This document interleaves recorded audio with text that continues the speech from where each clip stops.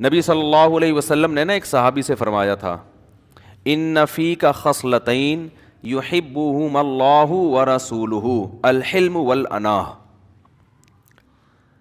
ایک صحابی سے آپ صلی اللہ علیہ وسلم نے فرمایا دیکھو تمہارے اندر دو خوبیاں ایسی ہیں، یہ بیان کا ٹاپک آپ نے گچی پکڑ کے رکھنی ہے کہاں سے چھوٹا تھا، ٹھیک ہے، تاکہ میں اصل واپس وہیں آ جاؤں۔ آپ صلی اللہ علیہ وسلم نے ایک صحابی کو بلایا، ان سے فرمایا کہ تمہارے اندر دو کوالٹیز ایسی ہیں جو اللہ اور اس کے رسول کو بہت پسند ہیں۔ اس سے یہ بھی پتہ چلتا ہے کہ کسی کی منہ پہ تعریف کرنا جو حدیث میں منع ہے، وہ جب منائے جب آپ کی تعریف سے اس کو فائدے کے بجائے نقصان ہو۔ خوشامد والی تعریف جسے کہتے ہیں نا، جو دفتروں میں جو ماتحت لوگ اپنے باس کی جو چاپلوسی اور مکھن کے پورے ڈبے خالی کر رہے ہوتے ہیں، گھر سے مکھن لے کے چلتے ہیں اور پورے ڈبے خالی کر دیتے ہیں، اس سے وہ اگلا بھی اپنے بارے میں خوش فہمی میں آتا ہے کہ شاید میں بہت نیک ہوں، حالانکہ اس کو پتہ ہے کہ میں بالکل بھی نیک نہیں ہوں، لیکن وہم میں آ جاتا ہے خام خواہ میں چاپلوسی اور نمبر بنانے کے لیے، یعنی سامنے والے کو بھی نقصان کا خطرہ اور آپ کی نیت بھی ٹھیک نہیں۔ لیکن جہاں کسی کے اندر کوئی خوبی ہو اور آپ اس خوبی کو جب اس لیے ہائی لائٹ کر رہے ہیں تاکہ یہ اپنی خوبی پہ برقرار رہے، بعض دفعہ انسان میں کوئی خوبی ہوتی ہے چھوڑ دیتا ہے وہ خوبی، وہ سمجھتا ہے کوئی اتنی اہم خوبی نہیں ہے، تو اس کو اپریشیٹ کرنے کے لیے بتایا جاتا ہے کہ یہ خوبی نہیں چھوڑنا بھائی، یہ خوبی نہیں چھوڑنا۔ جیسے مجھے بہت سے لوگ کہتے ہیں کہ آپ کے بیان میں جو طنز و مزاح کچھ تو برا بلا کہہ رہے ہوتے ہیں، کچھ کہتے ہیں نہیں صاحب یہ نہیں چھوڑنا خدا کے لیے، عبد الغفور والا لطیفہ، وعلیکم السلام بھائی، عبد الغفور والا لطیفہ نہیں چھوڑنا۔ تو وہ لوگوں کے اپنے اپنے مزاج ہیں۔ تو اس بارے میں آپ کو بتا دوں کہ آپ سارے مل کے بھی مجھے بولو گے نا یہ چھوڑ دو تو میں پھر بھی نہیں چھوڑوں گا، کیونکہ جو چیز انسان کے مزاج کا حصہ ہوتی ہے وہ دنیا چھوڑ دیتا ہے وہ چیز نہیں چھوڑتا۔ تو جس کو برا لگ رہا ہے وہ ویسے ہی سن لیا کرے، یہ سوچ لیا کرے کہ چلو یار اتنی اچھی باتوں میں دو چٹکلے آ گئے تو کیا ہے، کیونکہ میں نے تو شروع میں بہت برداشت بھی کیا ان چیزوں کو۔ ایک مسجد میں جب میں امامت کے لیے لگا، میں نے بیان کیا، تھوڑا سا میری عادت ہے تھوڑا سا، وہ جناب بگڑ گئے، ابے یہ کیسی بات کر رہا ہے، ابے مسجد میں ہنس رہا ہے یار، تو وہ انہوں نے طنز شروع کر دیا۔ تو وہ ہر ایک کا اپنا اخپل طریقہ ہوتا ہے۔ خیر، صلی اللہ علیہ وسلم نے فرمایا کہ آپ کے اندر دو خاصیتیں ایسی ہیں جن کو اللہ اس کے رسول پسند کرتے ہیں، الحلم والانا، ایک ہے بردباری، برداشت، فوراً جذباتی نہیں ہو جاتے۔ یہ صحابی کو آپ ان کے سامنے ان کی تعریف کر رہے ہیں، کتنے خوش قسمت صحابی ہیں یار، سید الانبیاء، جن کی ایک ایک بات ایسی مستند ہے کہ کوئی اس کو چیلنج نہیں کر سکتا، اور سامنے کہنا ہے بھائی، فرمایا کیا ہے؟ حلم، بردباری۔ یہ میں اس لیے بتا رہا ہوں کہ اتنی بڑی کوالٹی ہے نا یہ، کہ اللہ نے اپنے آخری نبی کو حکم دیا کہ آپ ان صحابی کے منہ پہ بتائیں کہ تمہارے اندر یہ دو کوالٹیاں اللہ اس کے رسول کو بہت زیادہ پسند ہے، ان پہ قائم رہنا، ان کو چھوڑنا نہیں ہے۔ ایک ہے برداشت، جو ہمارے ہاں مارکیٹ میں سب سے مہنگی چیز برداشت ہے، ایک دم تیش میں آنا، جذبات میں آ جانا، چنگیز خان بن جاتا ہے آدمی، کچھ بھی دیکھ لیا کچھ بھی سنا ہو ایک دم جو ہے نا ایکسائٹیڈ نہیں ہو جاتے، جذباتی بن۔ اماں نے آپ کو بول دیا آپ کی بیگم ایسی ہے، ایک دم آگ بگولا تاڑ کر کے بیگم کا دروازہ کھلے گا، جیسے کنڈی توڑ کے چلا جائے گا، آج تو نے ایسا کیا ہے، آج تو نے ماں کو یہ بولا ہے۔ اور اگر بیگم نے کچھ بول دیا آپ کی اماں، ایک دم پاگل ہو جائے گا، آگ بگولا ہو جائے گا، میری ماں ایسی ہو گئی۔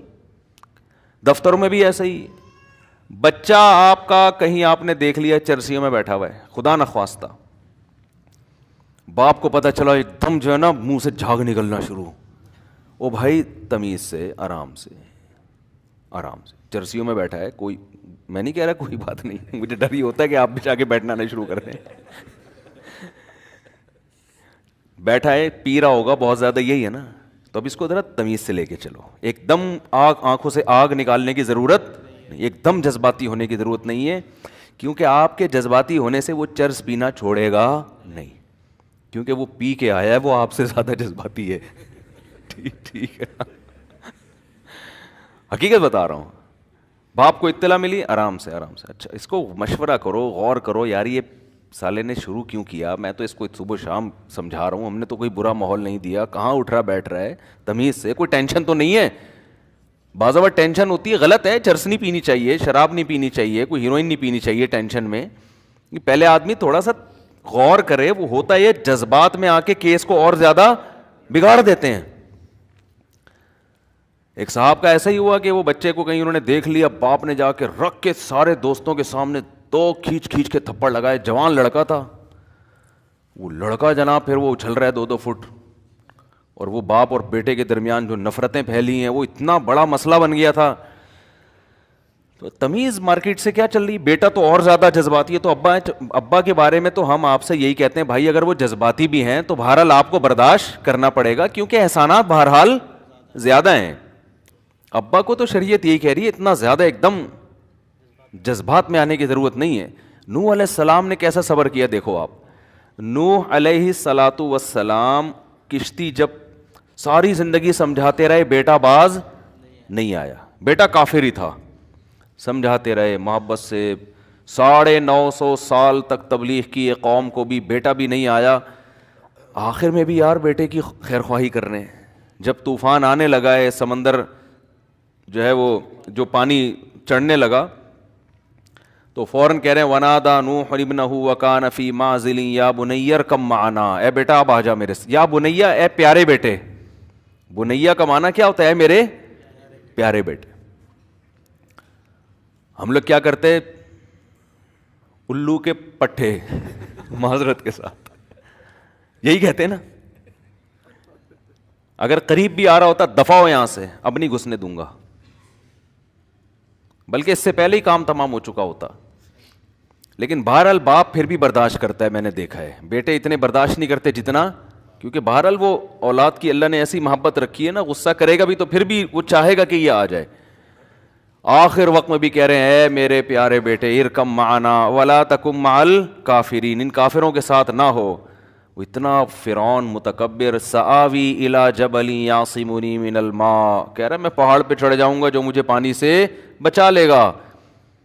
قال لا عاصم اليوم من امر اللہ الا من رحم، اے بیٹا آج کے دن جس پر اللہ رحم کرے وہی بچ سکتا ہے، کوئی اور نہیں بچ سکتا. لیکن ابا مولوی تھے نا اس زمانے کے، بچہ لبرل تھا، اس کی سمجھ میں ابا کی باتیں نہیں آ رہی. وہ کہہ رہے بارشیں بھی ہوتی ہیں، سیلاب بھی آتے ہیں، نیچرل ہے، یہ کیا ہے؟ نیچرل ہے، جو اوپر چڑھ جاتا ہے وہ بچ جاتا ہے تو بچ جاؤں گا.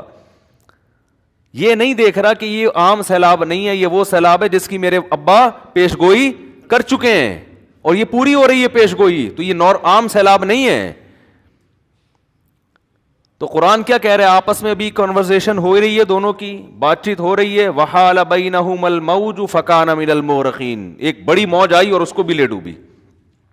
اس کے بعد بھی پریشان ہے، بچہ آنکھوں کے سامنے ہلاک ہو گیا. پھر اللہ سے کہہ رہے ہیں کہ قال نوح ان ابنی من اہلی وان وعدک الحق وانت احکم الحاکمین، اے اللہ تو نے وعدہ کیا تھا میرے اہل کو بچائے گا، میرا بیٹا تو میرے اہل میں سے. کس قدر محبت ہوتی ہے باپ کو اپنی اولاد سے، آپ اس سے اندازہ لگاؤ یار. ایک تو پیغمبر کی محبت بھی ہے، دوسری باپ بیٹے کی محبت. اور حقیقت میں آج بھی الحمدللہ ایسا ہی ہے. اکثر کیسز میں ہم نے دیکھا ہے جذباتی تو ہوتے ہیں، چرسی ہے تو تھپڑ لگا دیا، یہ کر دیا وہ کر دیا، لیکن باپ بہرحال پھر اس کی تلافی کی کوشش کرتا ہے. باپ بہرحال پھر بھی اس کو سینے سے لگانے کے لیے آخری دم تک تیار ہوتا ہے. اولادیں نالائق ہوتی ہیں، وہ نہیں مانتی، ان کی نفرتوں کی کوئی انتہا نہیں ہوتی. لیکن بہرحال ہمیں اس سے یہ سبق میں ملتا ہے کہ باپ کا بھی ایٹیٹیوڈ ایسا ہونا چاہیے، اس میں بھی برداشت ہونی چاہیے. لیکن میں پھر بھی آپ سے کہوں اگر ابا برداشت نہیں کر رہے تو گھر کا ماحول خراب نہیں کرو، آپ کے باپ کو بھی برداشت کرنا پڑے گا ابا کی. سمجھ آ رہی ہے بات؟ شریعت میں حکم یہی ہے کہ باپ جیسا بھی ہو اولاد نے بہرحال برداشت کرنا ہے. ہاں ناقابل برداشت معاملہ ہو جائے، جیسے ایک گھر میں جوائنٹ فیملی میں رہ رہے ہیں اور کوئی ابا کو بعض دفعہ ہو جاتا ہے کوئی مسئلہ ایسا، ابا اس طرح کے ہوتے ہیں کہ وہ عجیب بندے کو نفسیاتی بنا دیتے ہیں، بعض ایسے کیسز بھی ہوتے ہیں.